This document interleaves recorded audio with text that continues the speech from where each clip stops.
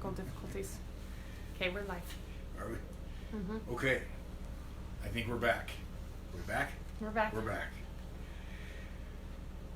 For those of you out there that are my techies, I miss you guys. Okay. Here we go.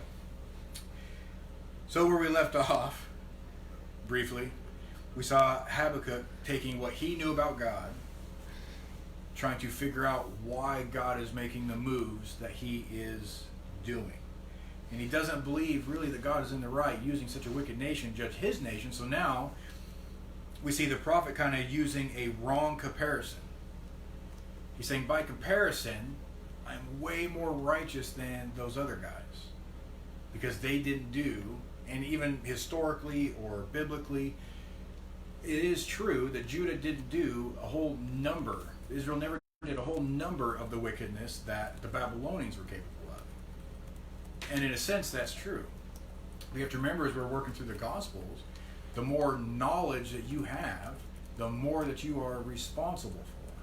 Because they knew God, because they were called to a relationship with God, because they were called to be that light for the other Gentile nations. Instead, they were looking more like the Gentile nations. They had the law. The greater sin was on Judah.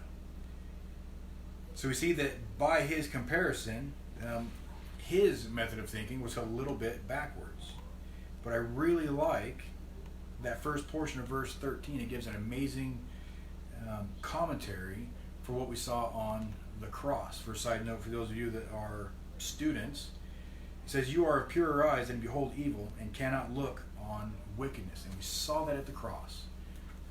When Jesus cries out, my God, why have you forsaken me? At that moment, Jesus taking on the world's sin, and it wasn't something that God could look on. Picking up in verse 15, he says, they took up all of them with a hook. They catch them in their net and gather them in their dragnet. Therefore, they rejoice and are glad. That would make sense that it's kind of going against the grain for Habakkuk. He's like, they are rejoicing and are very glad in scooping people up in droves and dragging them off. And then he goes on to, therefore they sacrifice to their net and burn incense to their dragnet, because by them their share is sumptuous. We see Babylon basically rejoicing, giving praise, and worshiping, according to the prophet, worshiping their weapons of war. It's one of the other things that he's trying to caveat on, trying to figure out, Lord, why are you doing it this way? These guys are worshiping idols. They're worshiping gods that aren't there. They're worshiping just their own weapons of war. But as we've gone through Kings and Chronicles and the rest of the prophets, we see idolatry in general being this huge issue for both Israel and Judah. So we still see him kind of judging by a broken scale, if you will. Shall they therefore empty their net and continue to slay nations without pity? He's asking God, are you going to continue to allow them to do the things that they have been doing? Going into chapter 2, since it the first verse, chapter 2, really goes back into chapter 1, he says, I will stand my watch and set myself on the rampart. So we see, at least in the beginning, we're going to see Habakkuk at this lower place, having his vision, having his initial dialogue with God. It shows him already starting to move up into the rampart, move up into that fortified place, or that hill, or generally rampart being interpreted as like the tower. He's already moving up, and we already see him kind of moving a little bit closer to God the more that he is seeking God. He says, I'm going to stand my watch, and I'm going to set myself on the rampart and watch to see what he will say to me, and what I will answer when I am corrected. I really love that, just that insight into the prophet's prayer, into Habakkuk's mind, into Habakkuk's heart, he's already essentially planning on being wrong. He already has this understanding that he has more of a human understanding, and that he probably isn't seeing the full picture of what God is trying to do, of what God is going to do. Before we end, what I really want to focus on now with that first verse in chapter 2 is focus on a few key things that give us insight into Habakkuk's prayer and his life. The first thing that we see from Habakkuk is he is determined. It says that he will stand his watch, or essentially stand his guard. He has moved into a place, put himself in place to where he will watch. We see that determination. That's one of those things that, especially right now, we really need. As we have seen the way things have worked out in the last several weeks with the growing concerns and the number of cases in dealing with the virus. This last week, we've seen several states shutting down, trying to restrict the movements, to try and restrict the spreading of the virus. We see people concerned about their jobs, concerned about their homes, concerned about their families. And even when we're offering up all of our prayers, we're trying to spend time in the Word, we see it almost reaching kind of a burnout place. A place where we do get tired. A place where our worries and our fears and just our nerves are just compiling and racking up, and it's easy to essentially bail out before it's our time to. But we see him determining to remain vigilant. That word for watch is essentially the same word for guard. You did not want to be the guy, if you're deployed, you're in the military in Iraq and Afghanistan, you're on a guard post. You didn't want to be the guy that got caught falling asleep. And all of the trouble and the wrath that would bring on top of if anybody else did manage to sneak in, that remaining vigilant is important. Determining to stand your watch, determining to stand your ground. But also, when you really look at it, in the effect of determining to stand your watch, how long is that watch? He knew that God was going to answer him, but he didn't know when. When we were going through Daniel chapter 2, we see Daniel gathering up his 3 friends after that decree was made, if you remember. They go to their prayer room and they pray, but they didn't receive an answer there. It says that he received an answer in his night dream, so it came a little bit later. We have to make sure we're guarding ourselves against complacency. How do we do that? How do we stay refueled so that we can keep on going? The examples that we really had laid out in front of us, especially as we went through the book of Luke, one, it's important to make sure we're staying in the Word every day. It's important that we're staying in prayer every day.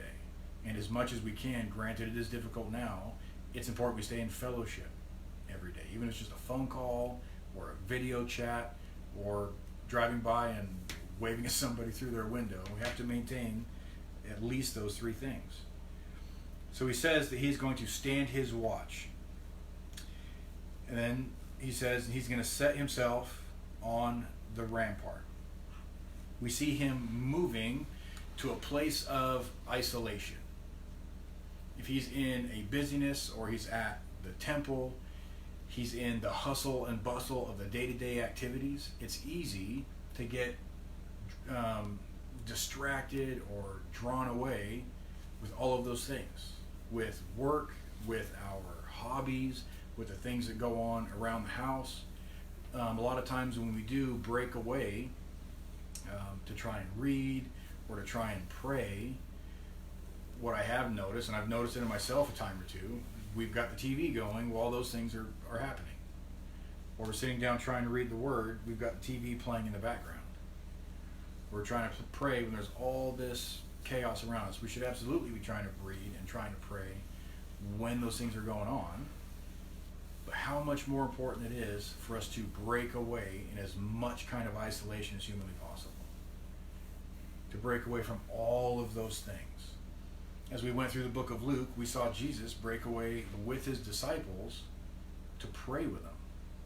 We saw it as well in Mark chapter 6. He had sent all the disciples away so they could heal, so they could preach, so they could cast out demons. And when they came back to him, they were super energized, very revved up because of all the amazing things that they had gotten to do.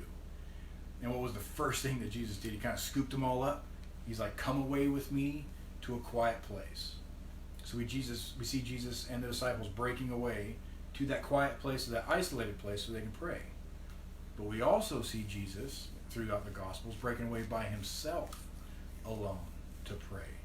No distractions, nothing to draw you away from, those things that lay on your heart, draw you away from prayer, but going to that quiet place so that we can solely focus on God, so we can dedicate everything that we are to God. In the end of verse 2, he says, and he's going to watch to see what he will say to me and what I will answer when I am corrected.